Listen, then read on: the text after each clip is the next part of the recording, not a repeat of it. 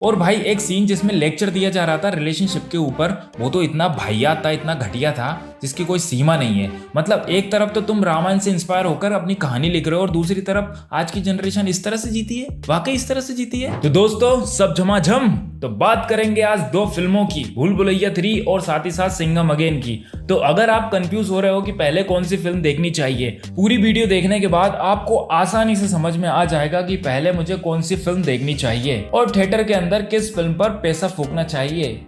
तो बात करेंगे कौन सी फिल्म किसके ऊपर भारी पड़ रही है, दोनों फिल्म ने अब तक कितनी कमाई की है, दोनों फिल्म का कॉन्सेप्ट अलग अलग है लेकिन उसके अंदर जो प्रोडक्ट है और उसकी प्रेजेंटेशन है वो कितनी अच्छी है वो भी बात करेंगे, और दोनों फिल्म की लीड में किसने सबसे अच्छा काम किया है वो भी बात करेंगे, और दोनों फिल्मों में से किस फिल्म की स्टोरी टेलिंग मस्त है। तो पहले बात करेंगे भाई सिंघम अगेन की। तो भाई एक तरफ तो है एक्टर्स की पूरी फौज, इसके बावजूद भी फिल्म उतना अच्छा नहीं कमा पा रही जितना अच्छा इस फिल्म के मेकर्स दावा कर रहे थे, बोल रहे थे कि 100 करोड़ कमा लेगी पहले ही दिन में, लेकिन अभी तक 90 करोड़ का ही आंकड़ा पार हुआ है और आज है डे 3। और दूसरी तरफ भूल भुलैया ने 75 करोड़ का आंकड़ा पार कर लिया है, जो कि बहुत अच्छी बात है उसके बजट के हिसाब से। तो बात करें सिंघम अगेन जो फिल्म है वो थोड़ी सी ओवर बोरिंग फिल्म है। कुछ कुछ सीन्स फिल्म के अंदर आपको ऐसा फील कराएंगे कि अगर ये नहीं भी होते तो भी कोई दिक्कत वाली बात नहीं थी, और दूसरी ओर भूल भुलैया के अंदर कुछ ही सीन्स है जो आपको बोर करेंगे, लेकिन ओवर बोर नहीं करेंगे सिंघम अगेन की तरह। सिंघम अगेन में लोगों को कनेक्ट करने के लिए रामायण का पूरा कॉन्सेप्ट यूज किया गया है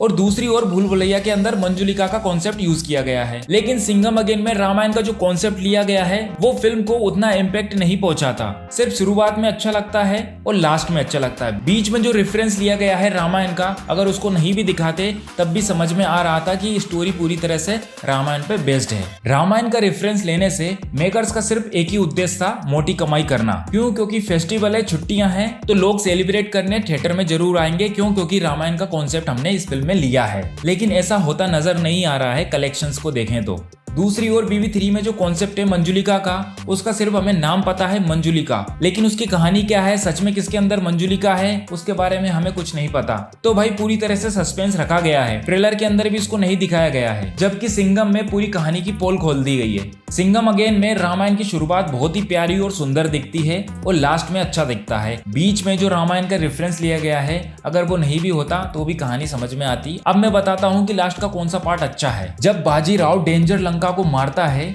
तो वहां पर बोलता है अहंकार, वो जो सीन है वो रामायण के साथ चलता है, तो वो सीन ना गूज़बम्प्स लाने में कामयाब हो जाता है, मेरे भी आ गए थे देखते वक्त। अब अगर उस सीन का पोस्टमार्टम करे तो भाई साहब बिना लॉजिक के सीन बनाया गया है। डेंजर लंका के पास मतलब अर्जुन कपूर के पास पहले ही गन आ जाती है AK-47 और दूसरी तरफ बाजीराव के हाथ लगता है झंडा, लेकिन अर्जुन कपूर के बाद अब फिल्म की तरफ से ही देखे तो डेंजर लंका को इतना बड़ा गुंडा बताया जा रहा है तो वो गन नहीं चला पाया टाइमिंग पे, और दूसरी तरफ बाजीराव ने झंडा उखाड़ा और उसके ऊपर मार दिया। तो दोस्तों यहाँ पर फिजिक्स के सारे रूल ब्रेक हो जाते हैं। ना तो उस सीन में टाइम का लॉजिक है, ना ही उसमें स्पीड का लॉजिक है, ना ही उसमें घर्षण का लॉजिक है, ना ही उसमें ग्रेविटी का लॉजिक है।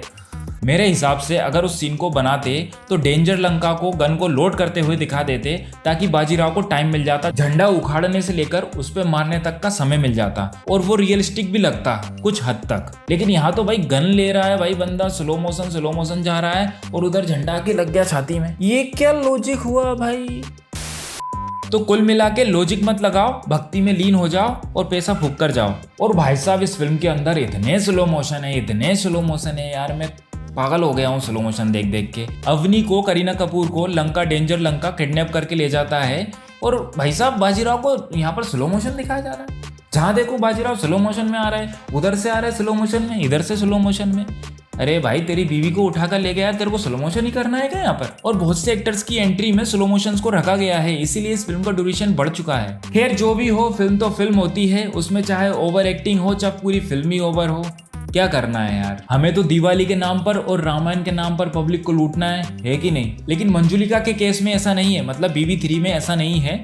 थोड़ी सी ओवर एक्टिंग वहां भी आपको देखने को मिलती है, थोड़ा बहुत स्लो मोशन वहां भी देखने को मिलता है, लेकिन आपको बोर फील नहीं करेगा क्योंकि फिल्म के अंदर सस्पेंस है और कब कौन सी घटना हो जाए आप गेस नहीं कर सकते कि ये रियल में हुआ है या फिर ड्रीम में हुआ है, और जो ड्रीम में होता है वो भी रियलिस्टिक लगता है। तो यस, भूल भुलैया 3 में दम तो है, लेकिन थोड़ी सी हड़बड़ी की है मेकर्स ने, हो सकता है दिवाली की वजह से।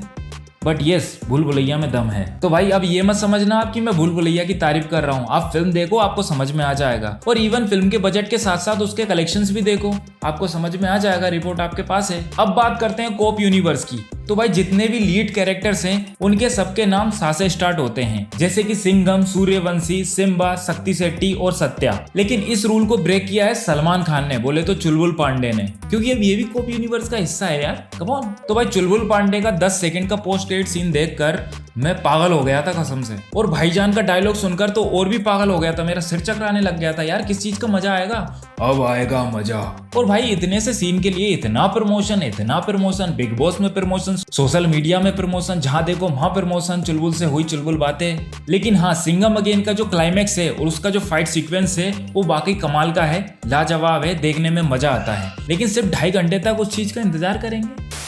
और भाई एक सीन जिसमें लेक्चर दिया जा रहा था रिलेशनशिप के ऊपर, वो तो इतना वाहियात था, इतना घटिया था, जिसकी कोई सीमा नहीं है। मतलब एक तरफ तो तुम रामायण से इंस्पायर होकर अपनी कहानी लिख रहे हो और दूसरी तरफ आज की जनरेशन इस तरह से जीती है, वाकई इस तरह से जीती है यार। ऐसा मन कर रहा था जूता निकाल कर स्क्रीन पे मार दूं।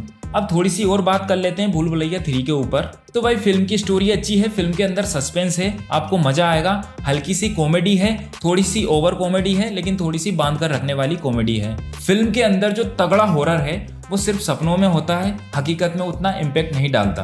और फिल्म जो चल रही है उसमें आप आगे का सीन क्या है पता नहीं कर सकते। कुछ जगह पे पता कर सकते हो, लेकिन मोस्टली जगह पे पता नहीं कर सकते कि क्या होगा। फिल्म का क्लाइमैक्स बहुत ही बेहतरीन है, एक मैसेज दिया जाता है और साथ ही साथ ये फिल्म का क्लाइमैक्स जो है वो बहुत ही इमोशन से भरा हुआ है। दोनों फिल्म में कंपैरिजन करें तो भाई सिंघम फिल्म अच्छी है, लेकिन भूल भुलैया उससे अच्छी है। 2 दिन के अंदर दोनों फिल्मों ने कितनी कमाई की है आइए जान लेते हैं। भूल भुलैया 3 150 करोड़ का बजट 72 करोड़ 2 दिन में कमा लिए हैं। सिंघम अगेन 350 करोड़ से ऊपर का बजट बताया जा रहा है इस फिल्म का और 2 दिन के अंदर 85 करोड़ की कमाई की है। तो दोस्तों अभी तक तो चल रही थी छुट्टियां, अब स्टोरी में हकीकत में कितना दम है वो आपको मंडे में पता चलेगा। और दोस्तों ये मैं अपने मन से नहीं बोल रहा हूँ, आप फिल्म देखो और खुद जान जाओ, और रियलिटी क्या है वो आपको मंडे से पता चल जाएगी दोनों फिल्मों की। I hope you enjoy this video. If you enjoy please hit the like button and subscribe the channel. Thanks for watching.